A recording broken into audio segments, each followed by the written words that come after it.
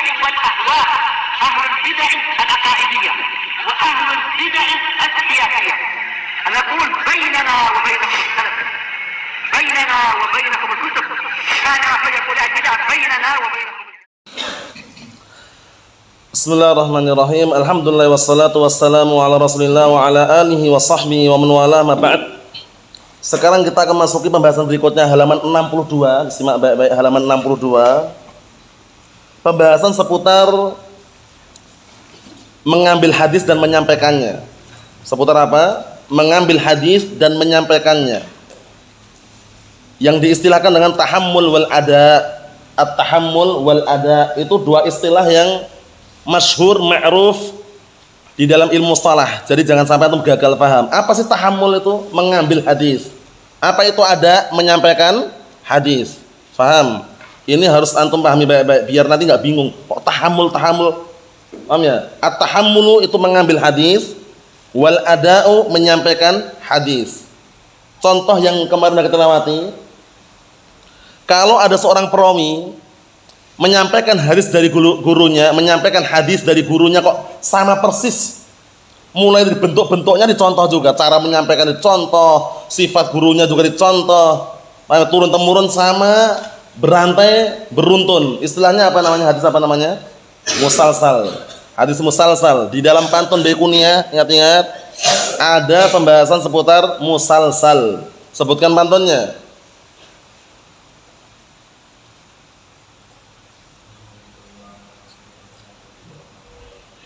Naam, musalsalun qul ma ala wasfin ata. Mislu ama wallahi ambanil fata. Terus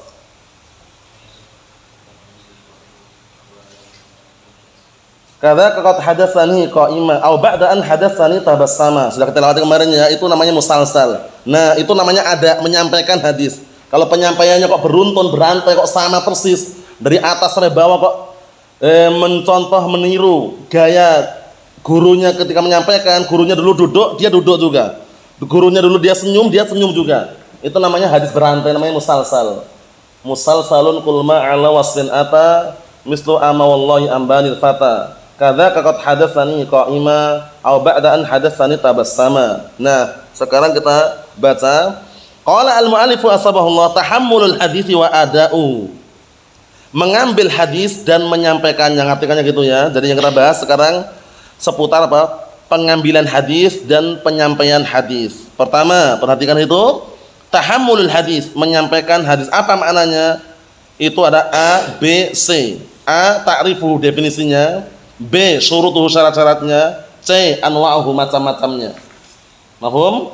Ini yang akan kita bahas seputar apa? Tahammulul hadis, yaitu mengambil hadis. Naam. Kata beliau tahammulul hadis. Nah, itu di garis itu biar antum enggak gagal paham. Halaman 63 bagian atas itu. Tahammulul hadis maknanya adalah akhdhuhu amman haddatsa bihi anhu. Yaitu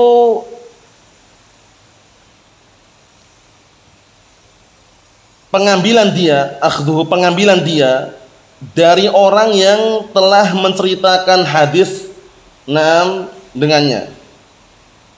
Atau kita artikan bebas saja ya, biar antum mudah memahaminya ya. Yaitu pengambilan dia amman dari orang yang dia menyampaikan hadis dengannya. Paham belum?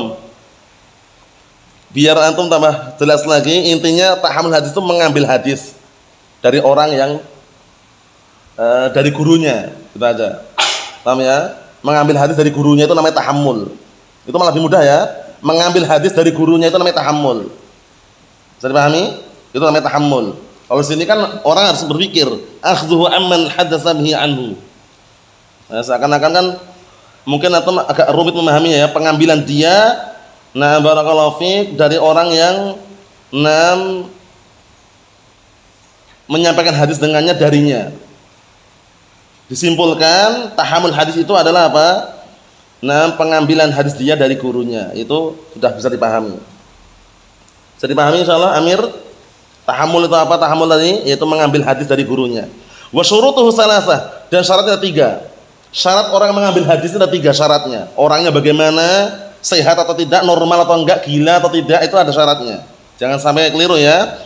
Pertama, at-tamyiz. Syarat yang pertama at-tamyiz. Syarat yang pertama apa? At-tamyiz. Nah, tamyiz itu adalah orang yang sudah bisa membedakan mana yang baik, mana yang buruk, mana yang cantik, mana yang ganteng. Itu namanya tamyiz, mumayyiz orangnya. Sudah dewasa atau belum tamyiz itu? Mengharuskan dewasa atau tidak? Tidak harus. Paham ya? Tidak harus dewasa. Usia 8 tahun, 9 tahun, 10 tahun itu udah mumayyiz dia. Sudah bisa membedakan ini merah, ini kuning, ini hijau, ini ganteng, ini cantik, ini panas, ini dingin. Itu namanya mumayyiz namanya ya. Syarat pengambilan hadis pertama at-tamyiz. Apa itu tamyiz? Bahwa fahmul khitab, yaitu barakallahu fiik, paham pembicaraan. Orang bicara dia paham, itu sudah mumayyiz berarti. Paham ya? Fahmul khitab yaitu paham terhadap pembicaraan, waradda jawabahu ala shawab, dan dia menjawab atau membalas jawabannya dengan benar. Paham pembicaraan, waradda jawabahu ala shawab, dan dia menjawab jawabannya atau dia membalas jawabannya dengan benar. Mau kemana mas? Lagi minum susu ya? Mau kemana? Sama jawabnya lagi minum susu. Itu berarti dia belum mumayyiz dia. Kenapa? Dia nggak paham orang bicara. Ditanya mau kemana? Mau minum susu. Mau kemana mas? Mau ke pasar. Nah, paham dia. Paham pembicaraan dan jawabnya benar. Paham ya? Itu. Nah, mafhum? Fahmul khitab wa raddu jawabihi ala shawab. Ana ulangi. Fahmul khitab wa raddu jawabihi ala shawab. Paham pembicaraan dan membalas jawabannya dengan benar. Bisa dipahami? Ngam. Antum umurnya berapa, Ahmad? 18. Berarti paham. Berapa? 14. 15 ya? 14. Berarti paham. Paham ya? Nah, seperti ini berarti udah mumayyiz. Kalau misalkan antum umurnya berapa antum awal? Paham berarti. Sudah bisa paham dan jawabannya benar, itu namanya mumayyiz. Kalau ditanya umurnya berapa? Kaki anak lagi keseleo ya. Umurnya berapa kok kakinya keseleo? Berarti kan enggak paham pertanyaannya, enggak paham pembicaraannya, jawabannya pun juga keliru. Wal ghalib an yakuna 'inda tamami sab'i sinin. Penting ini, di garis ini. Wal ghalib kebanyakannya itu ketika sempurna usianya 7 tahun. Usia itu berapa Yusuf? Berapa tahun? 9, sudah mumayyiz. Marwan berapa tadi? 10, sudah mumayyiz. Antum Zaki? Udah mumayyiz juga. Mafhum? Nah, lihat ini sebagai tanda ya. Ini seringnya kebanyakannya itu kalau sudah sempurna 7 tahun sudah mumayyiz. Sudah bisa membedakan mana yang panas, mana yang dingin.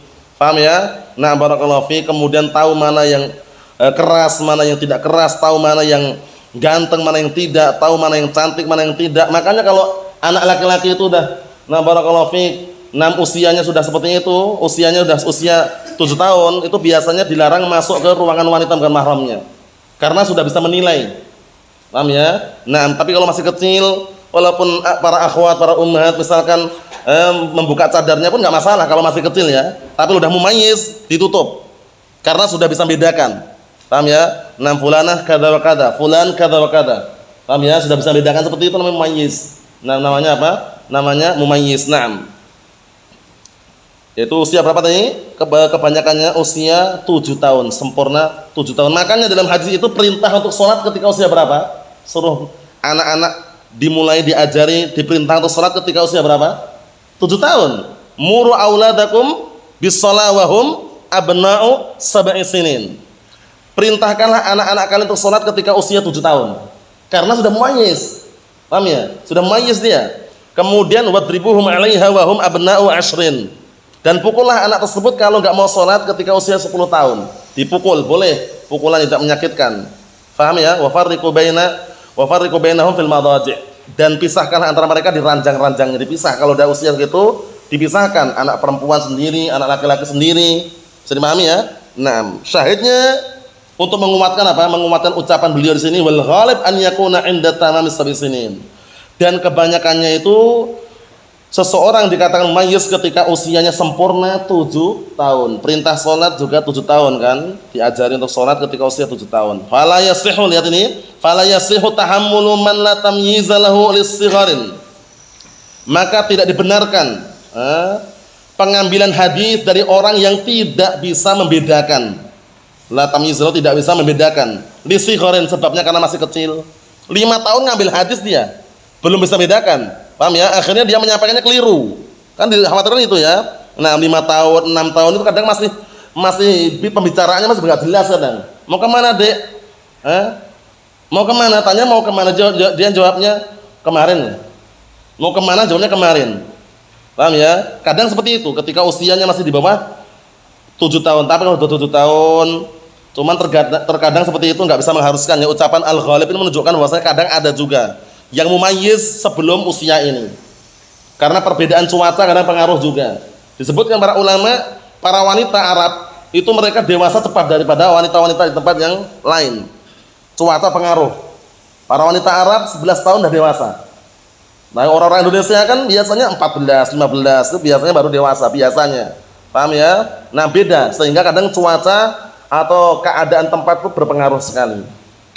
Bisa dipahami ya, kata beliau fala yasihu tahammul man la tamyiza lahu lisigharin, maka tidak dibenarkan tahammulnya pengambilan hadisnya orang yang apa? Orang yang dia itu belum bisa membedakan, belum punya pembeda, dikarenakan sigharin, karena masih usia yang kecil. Wa kadzalika law faqada tamyizun likibarin, seperti itu pula ketika hilang pembedaan dia ketika dikarenakan sudah usia tua.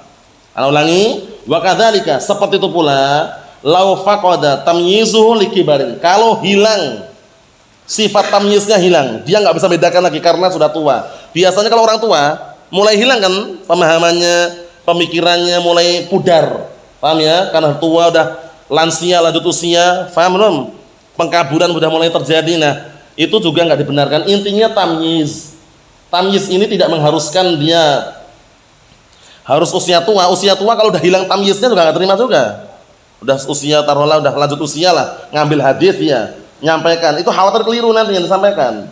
Nah, kalau kecil berarti sampai dia bisa memayyiz. Kalau besar, nah barakallahu fi, kalau belum hilang tamyiznya. Au ghairihi fala yasih tahammuluhu, atau yang selainnya maka enggak dibenarkan tahammulnya, tidak dibenarkan pengambilan hadis dia. Kenapa? Dikarenakan khawatirnya bercampur.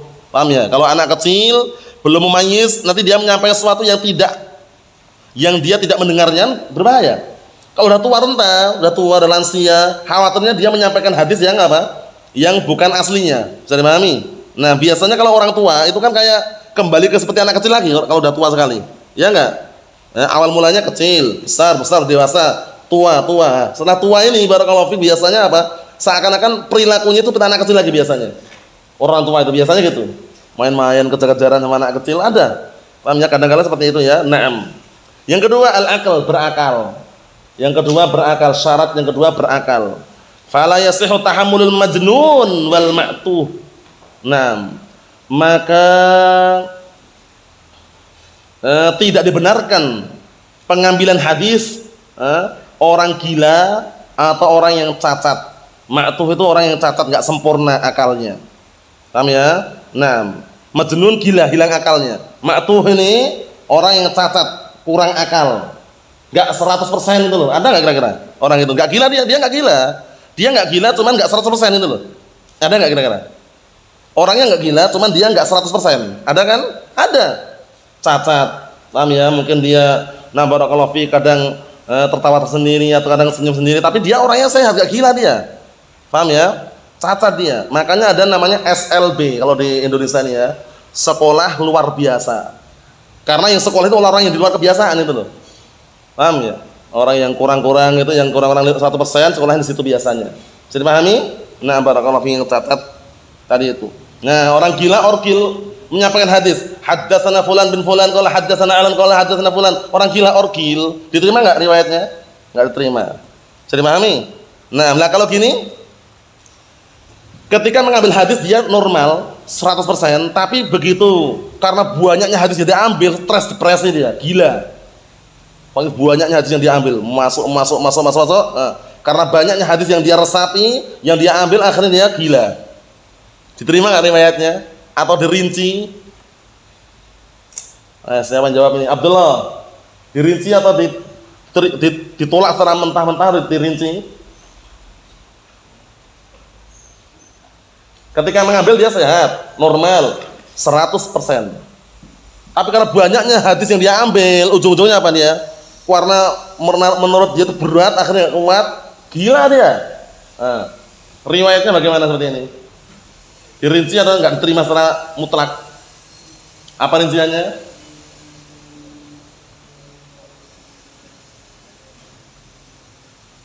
Kalau riwayatnya?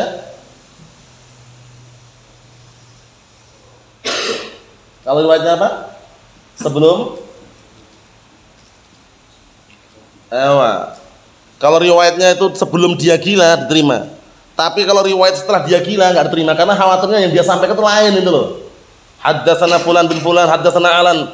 Orangnya gila, nyampaikan kayak gitu enggak diterima. Mafhum? Tapi kalau dia nyampaikan dulu sebelum gila diterima atau tidak? Diterima. Itu penting sekali ya, karena kadang-kala yang namanya manusia itu kan terjadi. Nah, barakallahu fiik, terjadi. Kisah yang berulang-ulang dulu di Yaman, di Damaj, barakallahu fiik.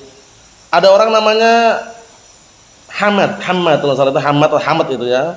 Nah, dia jualan muter-muter pakai jubah dia, jalan muter-muter. Komat kami sendiri ternyata dia jago nahwu dulunya. Di zaman Syekh Mukbil. Karena dia pernah mau menikah, akhirnya istrinya disantet orang. Istrinya itu calon istrinya istilahnya apa ya? Disihir. Akhirnya enggak jadi menjadi jodohnya. Stres dia. Akhirnya dia barakallahu fiik enggak normal lagi, tidak 100% lagi. Tapi kalau nahwu, masya Allah, i'rab dia masih ingat i'rab. Orangnya padahal nggak normal, tapi kalau mau i'rab, masya Allah. Ya Hamad ta'al. Ja'a Zaidun, ja'a fil madhi Zaidun fa'il. Tahu dia? Paham ya? Itu kisah saja ya, kisah nyata dulu anak nyaksikan langsung ya. Dan dia muter-muter jualan terus orangnya itu. Nah, tapi apa? Ternyata dulu dia termasuk muridnya Syekh Mukbil. Di zaman Syekh Mukbil dia termasuk mustafid nahwu. Paham ya? Cuman barakallahu fiik dikarenakan kejadian tadi dia stres. Perhatikan ya.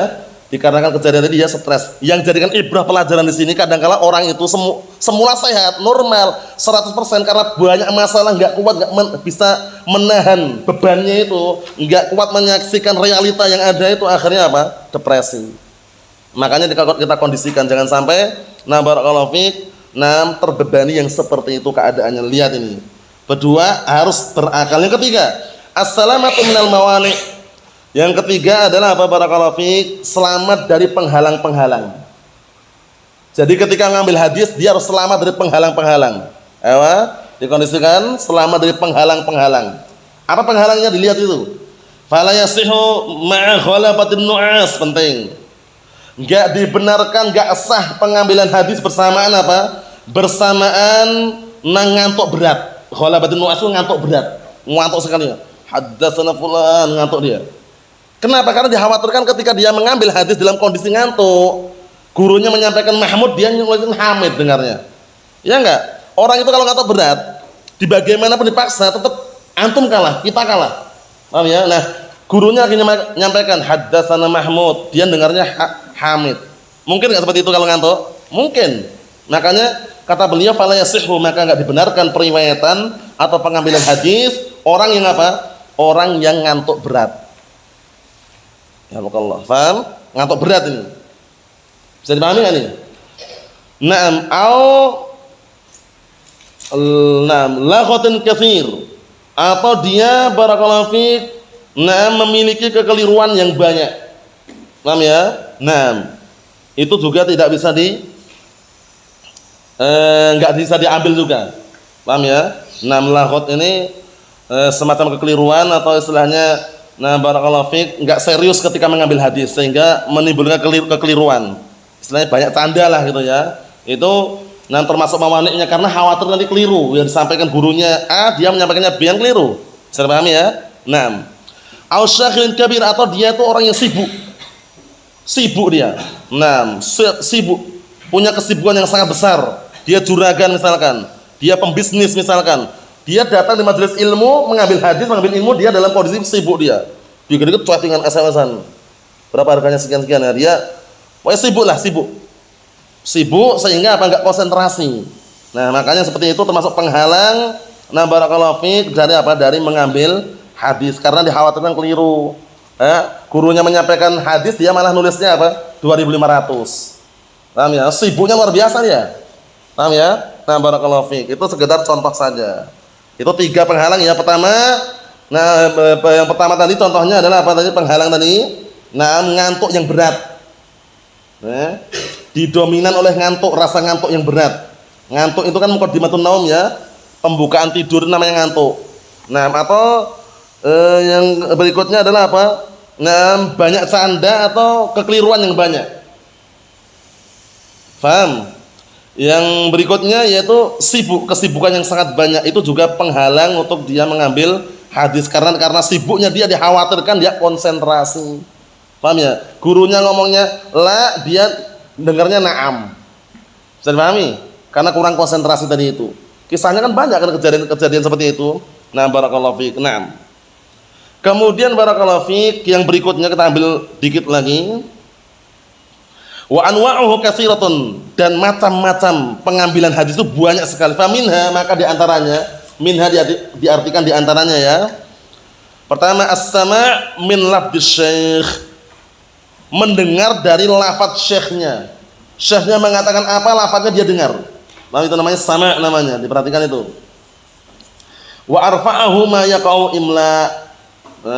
Nah, barakallahu fiik, dan dia mengangkatnya apa saja yang terjadi berupa penulisan imla. Maksudnya apa? Maksudnya dia nulis dan dengar. Nulis lafaz yang sampai ke syekh sekaligus dia mendengar. Paham belum? Bisa dipahami? Dia nulis. Syekh mengucapkan apa dia tulis, tapi dia dengar juga. Bisa dipahami ini insyaallah ya? Itu maksudnya. Nah. Bisa dipahami? Nah, dia mengangkat tulisannya diangkat. Tulisannya dia dengan syekh ditunjukkan itu loh. Paham ya? Nah, yang kedua al-qiraa'ah 'ala syekh wa yusamma al-'ard. Nah, ini. Yang kedua adalah barakallahu fiik membacakan hadis di hadapan syekhnya. Paham ini yang kedua nih, bentuk pengambilan hadis al-qiraa'ah 'ala syekh, dia membacakan di hadapan syekhnya. Dinamakan al-'ard, menyodorkan hafalannya. Paham? Nah, barakallahu fiik, menyodorkan hafalan. Siapa di antara imam yang pernah setoran dengan seorang imam yang lainnya? Imam Syafi'i ya, dinukilkan Imam Syafi'i dulu kan pernah menghafal Muwatta Malik. Beliau juga dinukilkan setoran dengan Imam Malik kan itu. Nah, itu contohnya aja. Yang ketiga al-ijazah, diberi padanya ijazah. Contohnya gini, antum belajar dengan seorang guru sampai selesai kitabnya. Nah, gurunya itu memberikan ijazah kepada antum. Aku ijazahkan kepada fulan bin fulan agar apa? Mengajarkan kitabku semua yang aku karang. Semua yang aku ajarkan namanya ijazah. Jadi dia boleh menyampaikan ilmu dari gurunya tadi bentuknya ijazah. Paham enggak mana ijazah? Pembolehan. Seperti kalau orang-orang awam sekolahan dapat ijazah kan ya. Surat istilahnya kartu pengesahan lah, dia sah sebagai murid sampai selesai belajarnya, untuk berikutnya dia bisa ngajar misalnya seperti itu. Ijazah namanya. Mafhum? Nah, ajaztu hadal kitab li fulan bin fulan misalkan. Aku ijazahkan kitab ini untuk si fulan dan untuk si alan misalkan. Nah, jadi bentuknya ijazah. Wahya an ya'dan syekh bi riwayah anhu, ya kan? Yaitu seorang syekh mengizinkan, barakallahu fiik, seorang syekh mengizinkan orang tadi untuk meriwayatkan darinya. Seorang syekh mengizinkan, barakallahu fiik, orang tadi untuk meriwayatkan darinya. Perhatikan ini, seorang syekh mengizinkan. Jadi dengan ijazah itu berarti menunjukkan pengizinan. Paham apa ijazah antum? Antum belajar sama seorang syekh sampai selesai kitabnya. Setelah selesai kitab, syekh ngomong, aku ijazahkan kepada fulan bin fulan untuk bisa mengajarkan semua kitab karyaku misalkan. Jadi, semua kitab karya syekh ini orang yang selesai belajar dengan beliau diizinkan semuanya. Bisa dipahami ya insyaallah ya? Mafhum Abdullah, mafhum? Nah, kita lanjutkan. Sawa'un adzina lahu lafdhan aw kitabatan, baik guru tersebut mengizinkan secara lafaz atau secara tulisan. Secara lafaz dia mengucapkan berarti aku izinkan fulan bin fulan untuk mengajarkan semua kitabku, semua karyaku, semua artikelku. Suara atau bukan? Suara. Atau tulisan, dia tulis. Ajaztu, aku ijazahkan, aku perbolehkan fulan bin fulan untuk mengajarkan semua kitab yang aku tulis. Jadi pahami? Jadi pengizinan di sini ada dua bentuk, imma lafaz, imma tulisan. Nah, yang terakhir barakallahu fiik, wa riwayah bil ijazah sahihatun 'inda jumhurul ulama. Dan meriwayatkan dengan ijazah itu dibenarkan, sahih, enggak masalah. Riwayat dengan ijazah enggak masalah. Ana mendapatkan ijazah dari Syekh fulan bin fulan. Kemudian dia meriwayatkan haddatsana fulan qala haddatsana alan. Riwayat dengan ijazah sahihah menurut jumhur ulama li du'ail hajah ilaiha. Karena hajah faktor yang apa? Nah, hajah ini benar-benar membutuhkannya. Dalam artian kadang-kala orang itu kan bisa menyampaikan dengan apa? Dengan perizinan ijazah dari gurunya tadi itu. Sehingga karena faktor yang hajah, keinginan atau istilah faktor yang mengharuskan tersebut akhirnya diperbolehkan.